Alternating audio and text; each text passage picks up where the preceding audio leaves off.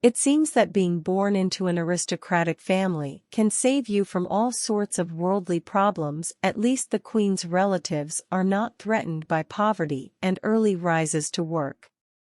However, in fact, belonging to a world-famous family entails a lot of features. Have you seen the documentary Beatrice and Eugenie, Spoiled Princesses?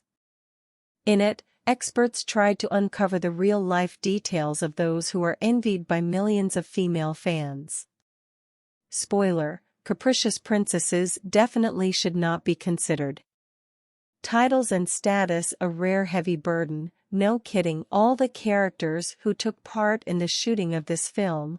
Sure, the main problem in the lives of Eugenia and Beatrice was the divorce of their parents. At that time the girls were only 2 and 4 years old, respectively. The separation of mother and father, a blow for every child.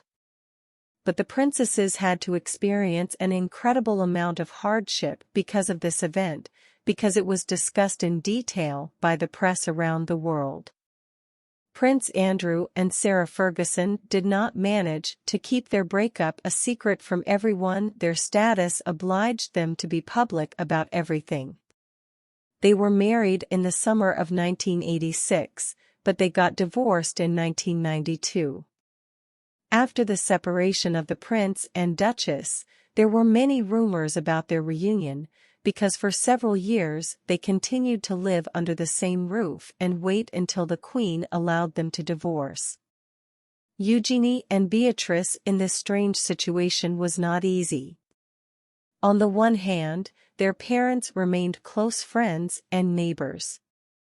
But at the same time, they were already romantically involved with other people. I think it was, at first glance, imperceptible, but absolutely crushing blow. Shares in the film, the author of several books about the Windsors Tom Quinda. If you believe the rumors, Andrew and Sarah were comfortable coexisting with each other, but dating others. Perhaps this marriage would have lasted further if its unflattering details had not surfaced in the media. And we're not talking about leaks from insiders who can say whatever they want. Nor are we talking about the situation with Prince Andrew and his friendship with the infamous Jeffrey Epstein. In the mid-1990s, paparazzi managed to capture Sarah Ferguson in an absolutely obscene image for her status. In the pictures, taken during a visit of a woman to New York, she is sunbathing naked and her feet are kissed by the millionaire from Texas John Bryan. The photo, which instantly ended up on the covers of tabloids, made a lot of noise in Britain. Elizabeth II could no longer turn a blind eye to her son's strange relationship with his wife. Soon they were divorced, and Sarah was excommunicated from the court. It is unlikely that at this time, little Eugenie and Beatrice were aware of all the details of this scandal.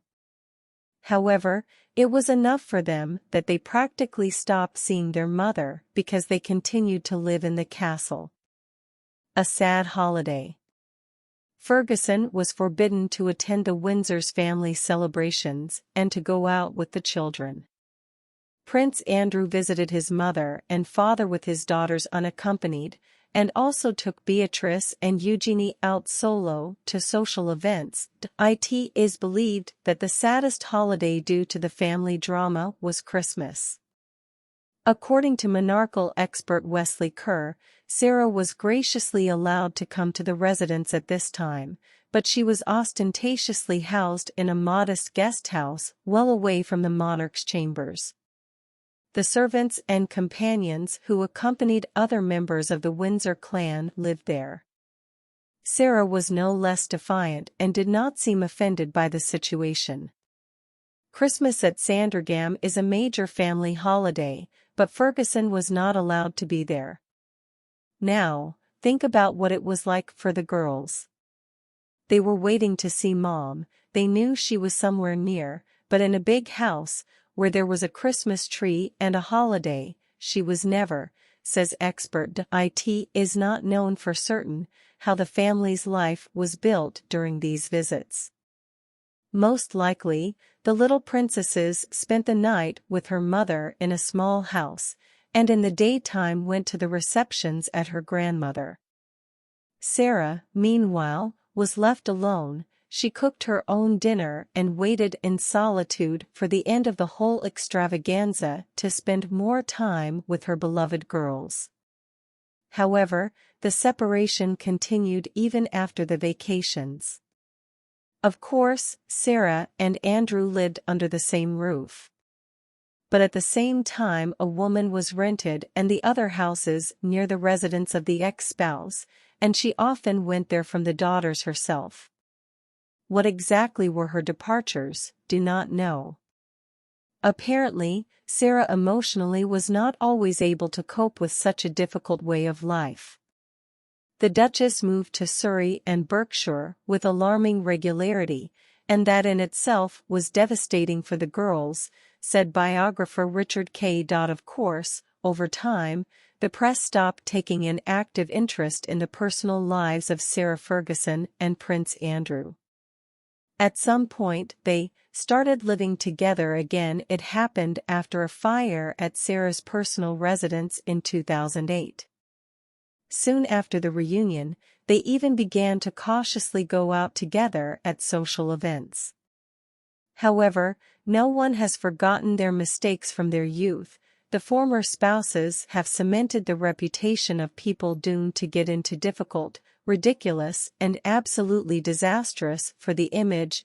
Grown-up princesses are also still associated with the parents who broke a lot of firewood. The public is prejudiced against young women, period. But in their adult lives, neither Beatrice nor Eugenia has committed a single transgression or been tainted by even the slightest scandal. I think it's even become a national sport to try to hit their family. Eugenie and Beatrice couldn't stay away from the criticism and the general discussion, Tom Quinn sums up sadly, believing that it also had an invaluable influence on the princess's formation. Not surprisingly, Elizabeth II's granddaughters are not eager to flaunt their lives and their status as the most discussed people in the royal family. Each intends to build her family in such a way that it will not be painfully painful and that their heirs will certainly avoid their own sad experience.